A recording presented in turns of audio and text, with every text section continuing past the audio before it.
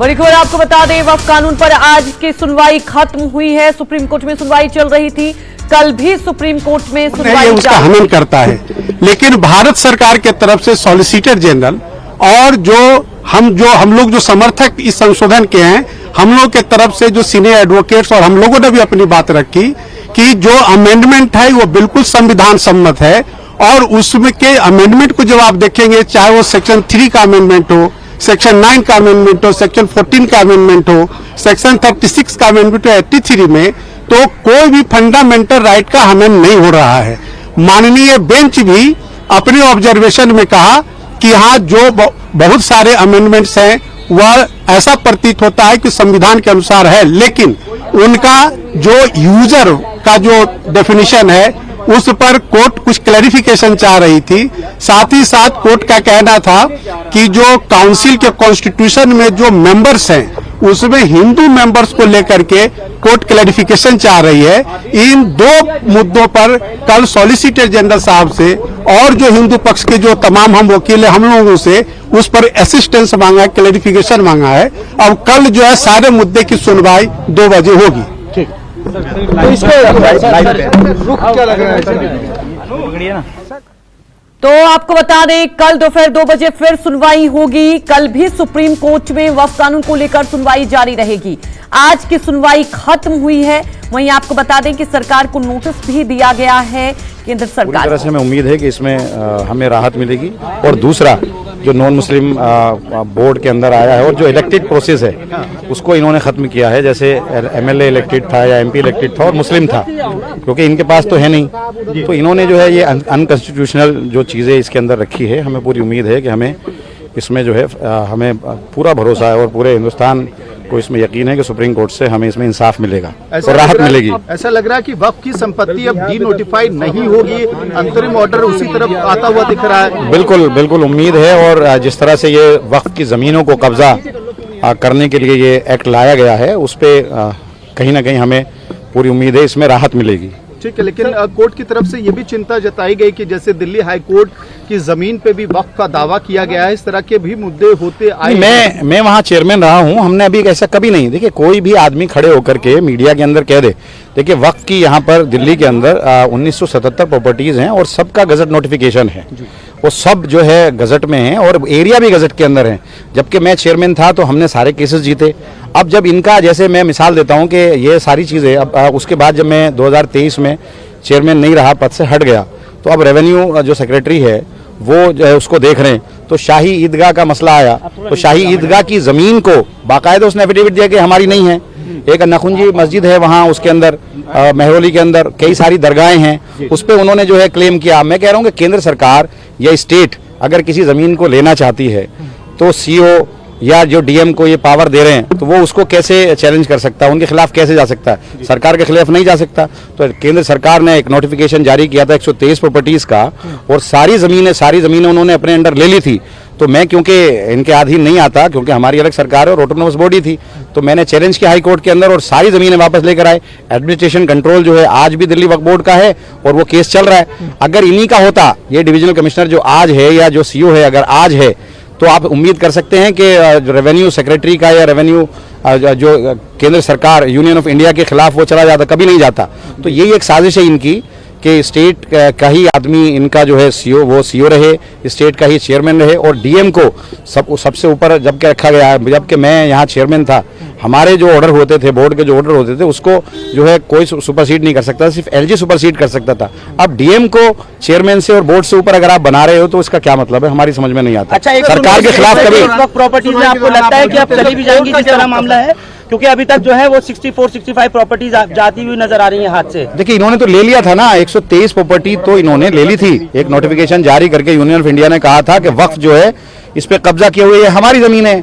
अगर मैं हाईकोर्ट नहीं जाता तो ये तो सारी जमीन चली जाती। एक अकेली अगर आप तिकोना कब्रिस्तान की बात करो, जो 60 बीघे का है, अगर आप उसकी वहाँ पे मार्केट रेट के हिसाब से बात करो, अगर 7 लाख रुपया भी मानो तो 42,000 करोड़ की एक प्रॉपर्टी है। उसके राइट साइड में डीपीएस के पीछे 484 खसरा है जो 30 बीघे का है, वो इन्होंने जबरदस्ती ले लिया, जबकि 123 में स्टे चल रहा है, केस चल रहा है, ले लिया। लाल मस्जिद आपके सामने मिसाल है कि उसके पीछे की सारी जमीन कब्रिस्तान की ले ली, मस्जिद के पीछे की, और वहाँ बिल्डिंग बना दी, वो ट्रिब्यूनल के अंदर चल रहा है। माता सुंदरी रोड का कब्रिस्तान है वो इन्होंने ले लिया, वो उसके रेवेन्यू रिकॉर्ड में सिर्फ यही तो था कि रेवेन्यू रिकॉर्ड में वो वक्फ का नहीं था, रेवेन्यू रिकॉर्ड में एलएनडीओ का था। तो आप ट्रिब्यूनल में हैं और हम हाईकोर्ट भी गए तो कहा ट्रिब्यूनल से जब फैसला आ जाएगा, तो ट्रिब्यूनल के फैसले को भी ये लोग नहीं मानते। तो तमाम जानकारी के साथ हमारे वरिष्ठ सहयोगी प्रभाकर मिश्रा सीधे हमारे साथ लाइव जुड़ चुके हैं। प्रभाकर, सबसे पहले हमें ये बताएं कि आज अहम सुनवाई हुई है वक्फ कानून को लेकर, क्या कुछ हुआ सुप्रीम कोर्ट में?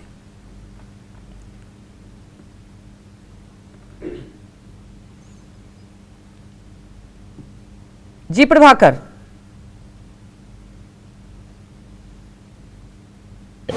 और सुप्रीम कोर्ट ने कहा है कि मामला जब सुप्रीम कोर्ट में लंबित है, पेंडिंग है, उस दौरान इस तरह की हिंसा नहीं होनी चाहिए।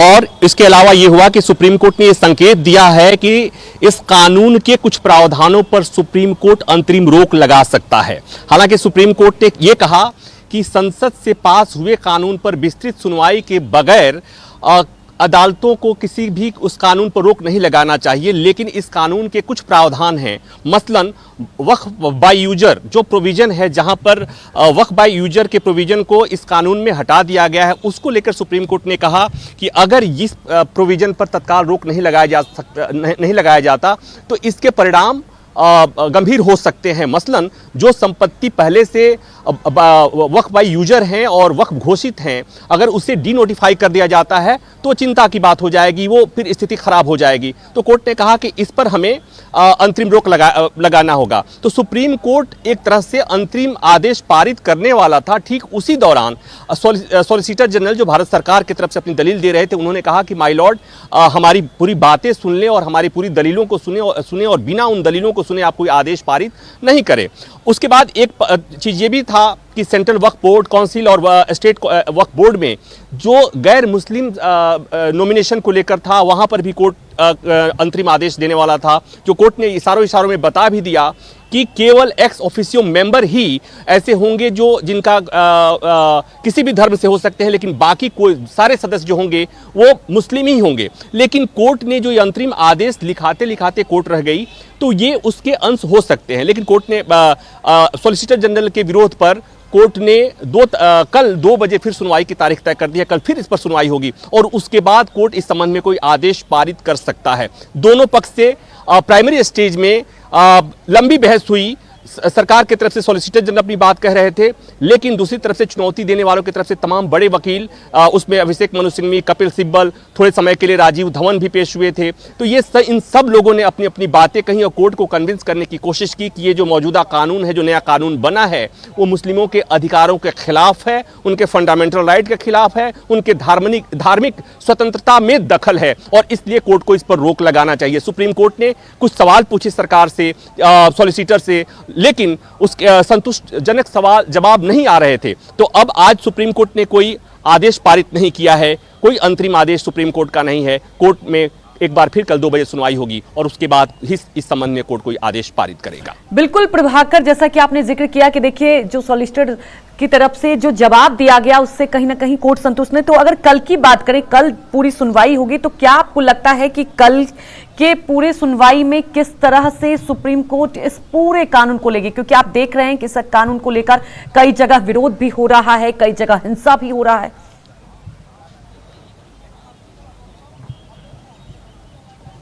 देखिए, इसको ऐसे समझिए कि 100 से ऊपर याचिकाएं हैं और उन याचिकाओं पे सुनवाई होगी, समय लगेगा, लंबा वक्त लगेगा।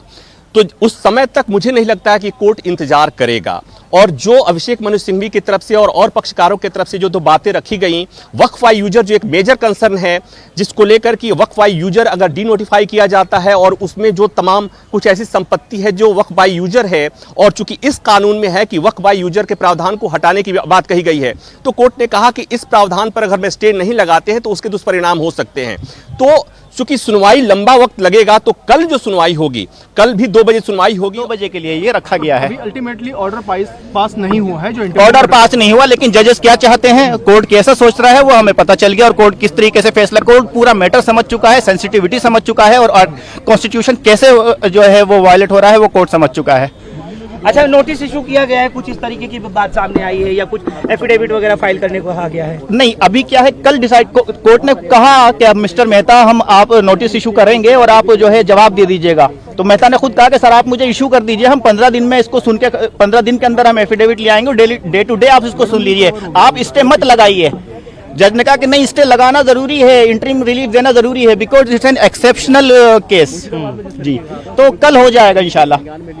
बाकी पिटीशन जो है मुजीबुर रहमान साहब, उसको कब सुनने की बात कही है कोर्ट ने? वो तो इसके साथ कनेक्ट हो जाएंगी। जज साहब ने ये कहा है कि जिसकी पिटीशन आज 11 बजे तक आ गई थी उसको आज सुना गया है। कुछ लोगों ने मेंशन की अपनी पिटीशन, उनको जज साहब ने नहीं सुना है, कोर्ट ने नहीं सुना उसको।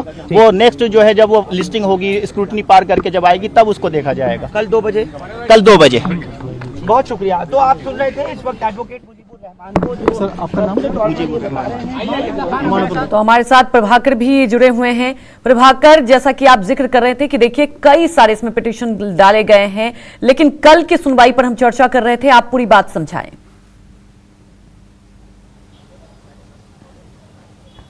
जैसा कि कोर्ट ने आज सुनवाई के दौरान कुछ चीज़ें स्पष्ट हुई, और कोर्ट ने जिन चीज़ों को माना है उसमें एक प्रोविजन जो है नए कानून में वक्फ बाय यूजर, उसको लेकर कोर्ट को पॉजिटिव था। हमें यकीन है कि जो कॉन्स्टिट्यूशन पे हमला हो रहा है उस पर रोक होगा। तो आप आखिर क्या बोला, मैंने कल कंटिन्यू सुन? कल उन्होंने कहा कि शायद 2 बजे का वक्त दिया उन्होंने कि आधा घंटा और सुनेंगे, जिनको और कुछ कहना हो, कुछ अपने पॉइंट्स रेज करना हो सुनेंगे, उसके बाद फिर वो अपनी जो जजमेंट है या जो फैसला है आगे का क्या कोर्स रहेगा उस पर बताएंगे। बहुत बहुत शुक्रिया, बहुत बहुत।